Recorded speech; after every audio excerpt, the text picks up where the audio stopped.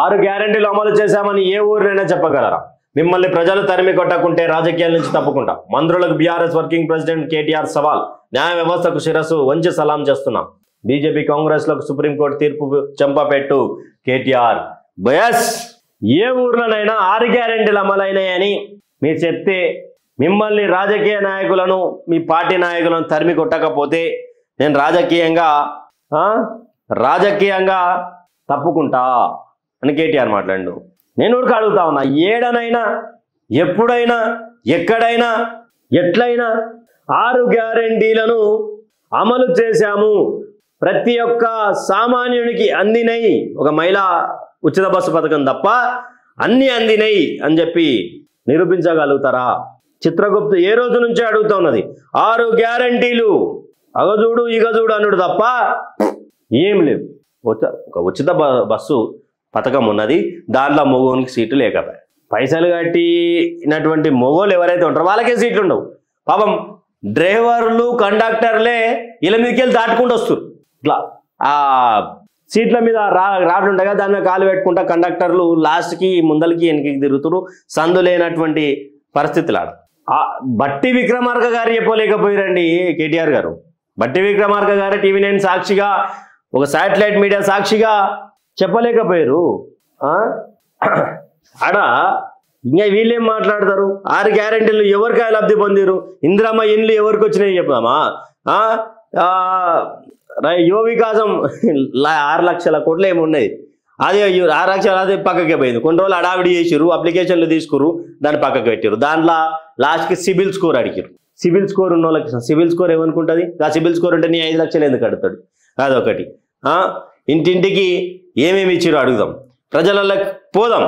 కాంగ్రెస్ వాళ్ళు పోదాం, టీఆర్ఎస్ వాళ్ళు రరి, బీజేపీ వాళ్ళు రరి, చిత్రగుప్తుడికి వస్తుంది. ఒక సభ పెడదాం. అదే అంట బట్టి విక్రమార్క గారు 6 గ్యారెంటీలు అన్నాయి. నేను మరి ఇది అయిందా అంటే ఇది ఒక్కటే కాదంట, మళ్ళీ ఇది అయిందంటే ఇది ఒక్కటే కాలే అంటాడు. మరి ఏదంటే 70% అయినా. ప్రజలను మోసం చేసి గద్దెనెక్కిరీళ్ళు. ఉచిత హామీ. ఇగో రైతు బంధు గురించి మాట్లాడదాం ఒక మాట.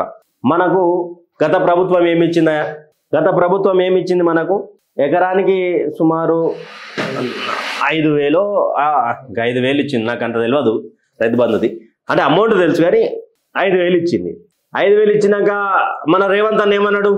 మా ప్రభుత్వం కనుక వస్తే ఎకరానికి 7,500 రూపాయలు రైతు బంధు ఒక పర్యాయానికి పడుతుంది అని చెప్పిండు. అరే అమ్మ ఇదేందో మంచిగున్నదిరా, 5,000 వస్తేనే మన పిల్లల ఫీజులు వెళ్ళిపోయినాయి, అమ్మ నాకు కష్టాలు పోయినాయి. ఒక 5 ఎకరాలు ఉన్న వాళ్ళు ఆలోచిస్తారు కదా పాపం. 10 ఎకరాలు 20 ఎకరాలు ఉన్న వాళ్ళు అంటే అది వేరే కథ, కానీ వాళ్ళకి ఆర్థికంగా కొంచెం 5 ఎకరాలు తర్వాత ఇది కోలుకునే లోపు కౌలు రైతులకు మేము ఆదుకుంటాం. ఒరే రేవంత్ అన్న మాట అంటే మాటనే రా చేస్తాడు. రేవంత్ అన్న కౌలు రైతులకు 12,000 15,000 ఇస్తాను రా, అరే వెయ్యాలరా ఓటు గుద్దాలరా అని చెప్పి పొగబడి ఈ ఊరు హైదరాబాద్లో ఉన్నోడు పోయి మరి వేసి వచ్చారు రైతు బంధుకు. వీళ్ళు గెలిచింది కేవలం రైతు బంధు అనే దాని మీదనే, రైతు బంధు పేరు మీదనే గెలిచిర్రు వీళ్ళు. ఇంక ఏ విషయం కాదని కామెంట్ చేయమన్నారు కాంగ్రెస్ వాళ్ళను, కాదని కామెంట్ చేయరి. ప్రభుత్వంలోకి వచ్చారు. ప్రభుత్వంలోకి వచ్చాక ఇట్లా కూర్చున్నాడా? నేను కూర్చుంటా జర ఏమనుకోకరి ఇట్లా కూర్చొని, సార్ ఎలా ఉంది సార్, మీరు మొదటిసారి ముఖ్యమంత్రి అయ్యారు, ఒక్కసారి కూడా మంత్రి చేయకుండా మరి ఎలా సార్ అంటే, బాగుంది చాలా, తెలంగాణ రాష్ట్రాన్ని అప్పుల కుప్ప చేసిండు కేసీఆర్, తెలంగాణ రాష్ట్రాన్ని నిట్టంట ముంచిండు కేసీఆర్, ధనిక రాష్ట్రాన్ని అప్పుల పాలు చేసిండు కేసీఆర్ అని చెప్పి ఓ పంచాయతీ చేసిండు. అయితే తర్వాత సార్ మరి 6 గ్యారెంటీలు ఎప్పుడంటే 100 రోజులలో చేస్తాం. 100 రోజులలో చేస్తామా? ఆగురికి ఇప్పుడే పిల్లాడు పుట్టిండు, ఇంకా పిల్లాడు పుట్టంగానే లేచి ఉరుకుతాడు అన్నారు. 100 రోజుల తర్వాత ఏమైంది సార్ 6 గ్యారెంటీ అంటే, ఇక్కడ లంకె పిందెలు ఉన్నాయని వస్తే ఇక్కడ ఇత్తడి పిందెలు ఉత్త పిందెలు ఉడకలేవు కదా. రైతు బంధు పడుతుంది అంటే పడ్డది 5,000 పడ్డది. గత ప్రభుత్వం ఏదైతే బడ్జెట్ ఉంచిందో ఆ బడ్జెట్లకి 5,000 పడ్డది, పర్లేదు అంటలేము. మరి 7,500 ఇస్తాను కదా అని మాలాంటి వాళ్ళు అడిగితే ఇస్తాం ఏం ఉరుకులాడతారేంది అన్నారు. మరి 7,500 కాదు 6,000 ఇస్తాం. 6,000 ఎట్లు ఇస్తావు? 6,000 ఎట్లు ఇస్తావని అడిగినాం. 6,000 ఎట్లు ఇస్తామంటే లేవు, మరి నేను ఎక్కడికైనా పోతా నన్ను చెప్పుల దొంగ లేక చూస్తుర్రు, నన్ను ఏం చేయమంటావు అని మాట్లాడిండు. అంటే ఎంత మోసపోయినాం మనం.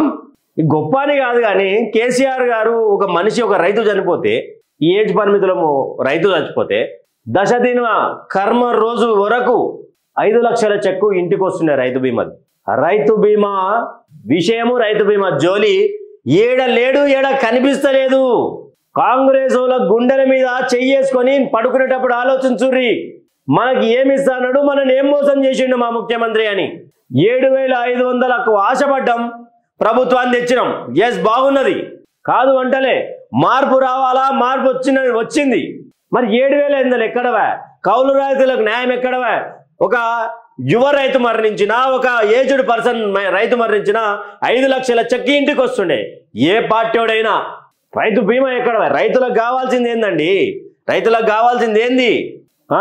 ఈ 6 గ్యారెంటీల మీద కాంగ్రెస్ వాళ్ళు ఏమైనా డిబేట్కి వస్తారా? ఈ దొంగ ఓట్ల, ఈ క్యాండిల్ ర్యాలీలు ఇవన్నీ కాదు కానీ మేము ఇది చేసినామని చెప్పుకుంటారా?